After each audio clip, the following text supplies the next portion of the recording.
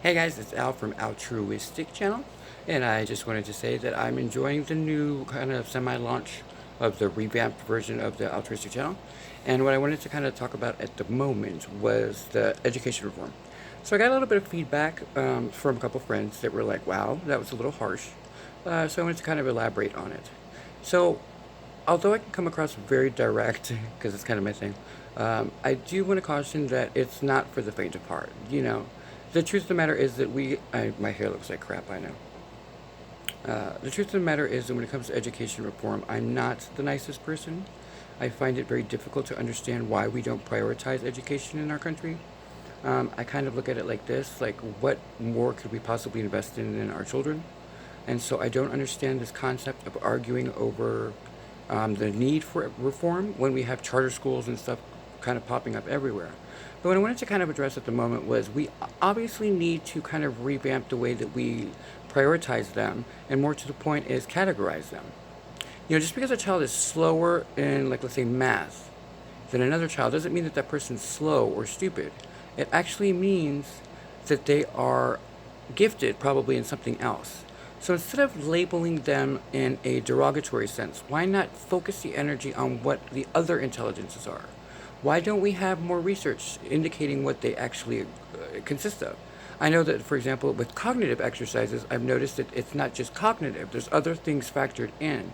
So, how exactly are we going to grade this in order to put them in the proper category? Because if you have different intelligences, then there are people that are going to be really amazing in that intelligence.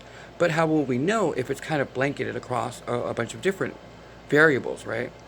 So let's say that you have A plus B plus C, and you're trying to identify which students are better at C than A and B, but you consistently add B into C columns.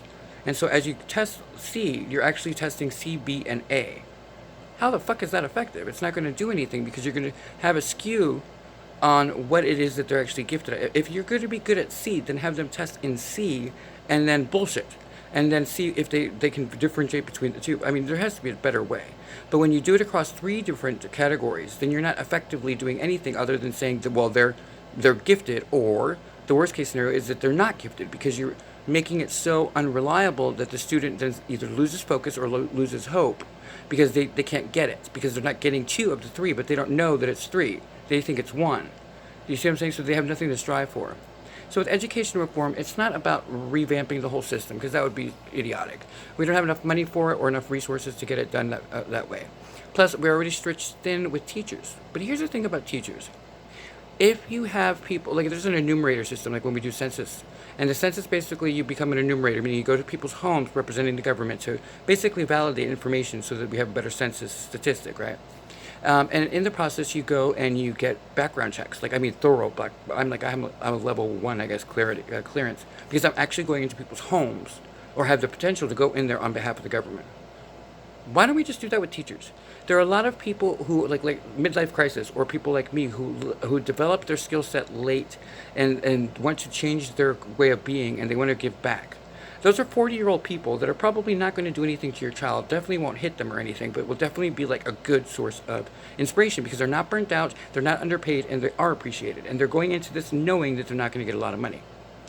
Why not make it easier for them instead of going to school to train for it? Why don't we just train them to be the teacher that you need them to be and then allow them to have the passion and drive that commits them to the next level for the next wave? You see what I'm saying? There are different ways to reform things without overhauling the entire system, and that's all I wanted to say. When it comes to education reform, you got to think like a parent.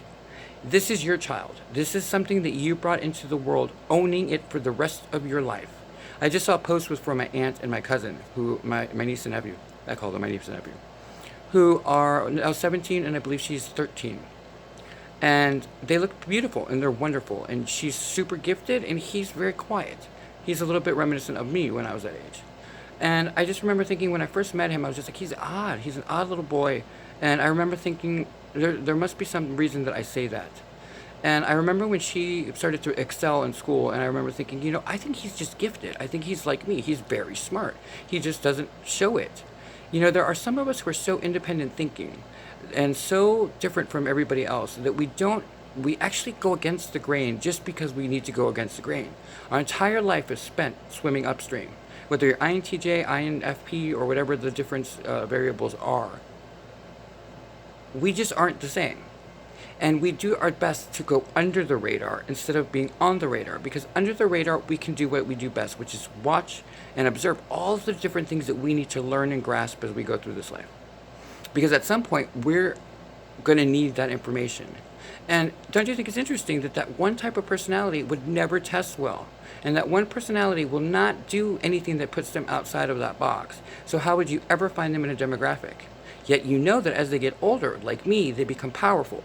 They have a lot of money, and they amount to something because they just stayed at number 2, understanding that if you go to number 1, there's only one place to go. But if you stay at number 2 for a long period of time, you can acquire so much data and so much power that by the time that you get to number 1, it's because someone pushed you there and you're at the end of that.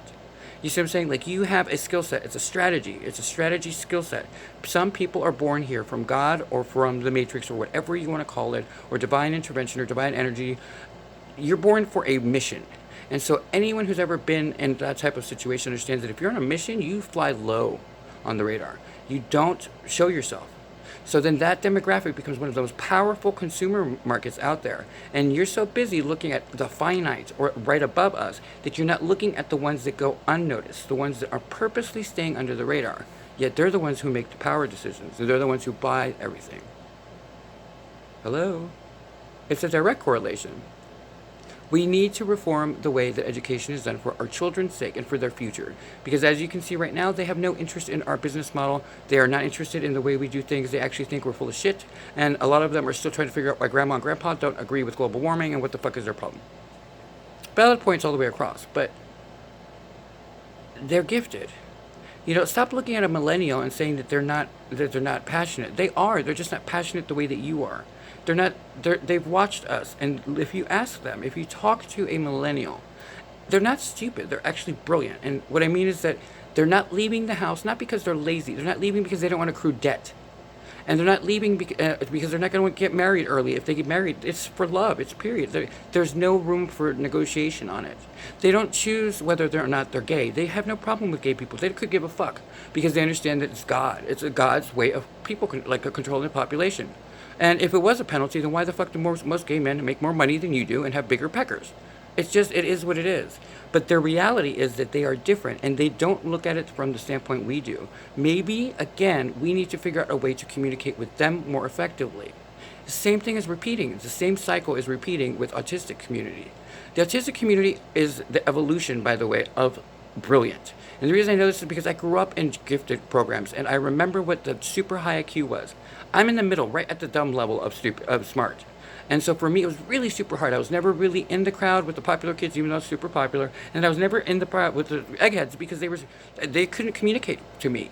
They would get exacerbated. And instead of me taking it personally, I realized that they weren't mad at me. They were actually mad at themselves for not being able to communicate to me, the lower primate, if you will. And that was a reflection of my opinion, not them on me. But you see what I'm saying? So an autistic community, they're actually gifted. And so let's start treating them with respect, because we need to learn how to communicate to them, not the other way around. And that's all I want to say on education. Thanks. Oh, have you made a mistake today?